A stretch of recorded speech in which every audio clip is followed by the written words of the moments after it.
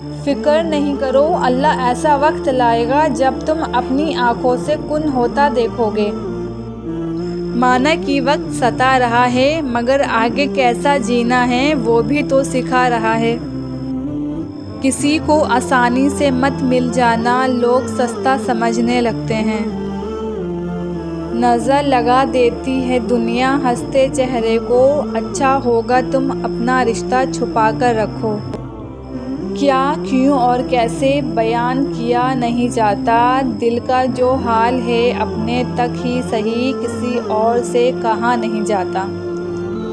कुछ रिश्ते टूट ज़रूर जाते हैं लेकिन कभी ख़त्म नहीं होते। जहाँ तुम्हारी बातें नज़रअंदाज की जाए वहाँ खामोश रहना ही बेहतर है। मुझे बोलना बहुत पसंद है लेकिन सिर्फ़ उनसे जो मुझे सुनना पसंद करते हैं।